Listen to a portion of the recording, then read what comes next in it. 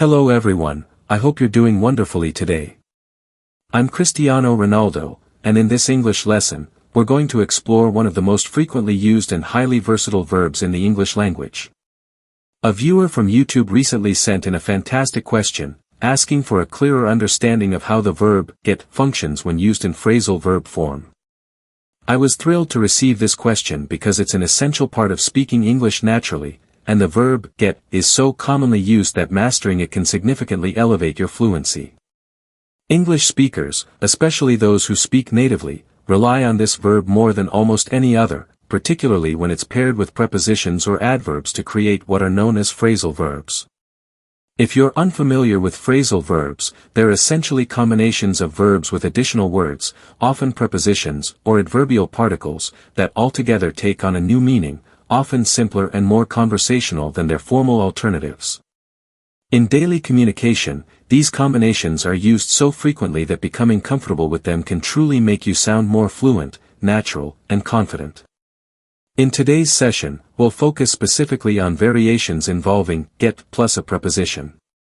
While this lesson won't cover every single phrasal verb associated with get, and there are plenty, we'll take a detailed and intuitive look at the most useful ones so you can start using them with ease. Let's begin by diving into some real-life examples, the kind of expressions you'd hear native speakers use on a daily basis. Imagine you're on public transportation. The phrase, get out, is commonly used in that context, like when someone says, get out of the car, or get out of the bus. However, it can also mean to avoid responsibilities, like saying, I try to get out of doing extra chores on the weekend, or she always finds a way to get out of difficult situations. In such contexts, get out of means to escape or avoid doing something unpleasant. On the other hand, when someone says, get out, it can simply mean to leave a place.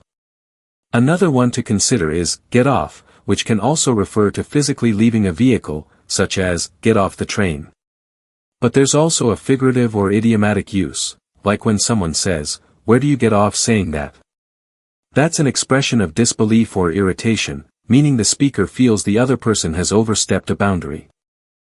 Then we have idiomatic phrases like, get off the hook, which suggests being released from a duty or consequence, much like being forgiven or let off. Moving on, think about, get over. It's often used in emotional contexts, such as recovering from a breakup, I'm trying to get over my ex. But it can also refer to physically overcoming something, like jumping over an object or getting past a literal obstacle. Another versatile phrase is, get on. It can refer to boarding a form of transport, like a bus or train, but it also has a social context. For instance, do you get on with your teammates, means, do you have a good relationship with them? In some countries, particularly in the UK, get on with is more common, whereas Americans might prefer get along with. There's also get around, which has both physical and figurative meanings. You can get around a traffic jam, or you might get around to doing something, which means finally finding time for a task you've been delaying. For example, I need to get around to replying to my emails. It implies procrastination or postponement. Next, we look at get behind. You can physically be behind something, but if you say, I get behind that charity's cause, it means you support it.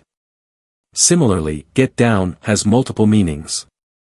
Physically, it might mean to descend from a height, like, get down from that ladder. Idiomatically, it's used to express focus or seriousness, as in, let's get down to business, which signals a shift to a more serious or productive task. Let's continue with, get across. This too can mean to physically traverse a space, like a road or river. But it also means to communicate an idea clearly.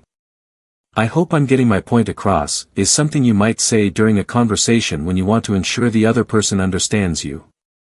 Then there's, get along, which we've touched on, but it's worth reiterating, it's often used in relationships to express harmony or compatibility. Meanwhile, get at implies a hidden message or a subtle suggestion. If I say, what are you getting at, it means I'm asking what point someone is trying to make.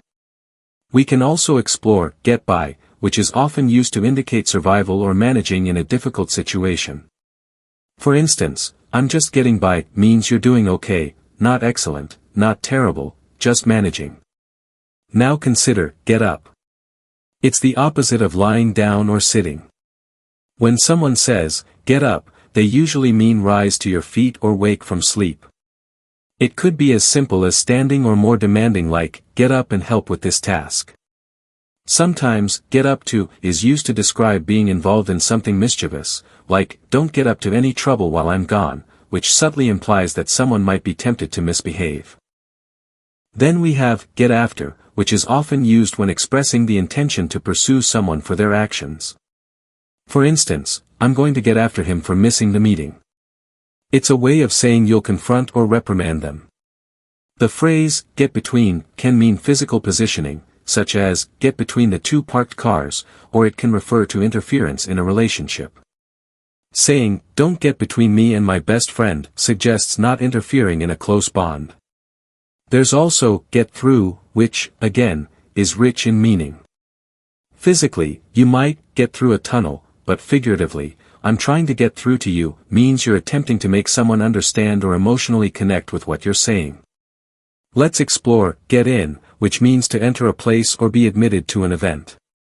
Did you get in to see the concert? Refers to being allowed inside. It can also mean being accepted into an organization or opportunity, like, he got into the university. All of these phrasal verbs with get show how versatile and expressive the English language can be, especially in casual conversation. They may seem overwhelming at first, but learning them gradually, in context, and practicing them in your everyday speech can make a massive difference in your fluency and comprehension. It's truly fascinating how a single verb can transform into such a diverse set of expressions just by combining it with different particles. Every time we modify get with a small word like on, in, out, up, down, across, after, between, or around, we unlock an entirely new phrase, often loaded with cultural and emotional meaning. If you continue paying attention and noticing how native speakers use these expressions, you'll start to absorb their usage more naturally. Don't be afraid to try them out in your own conversations. And remember, if you ever come across a new combination or you're uncertain about how to use it, feel free to ask or leave a comment. Your curiosity is the best tool for learning. Thank you so much for staying with me throughout this immersive exploration of phrasal verbs with get.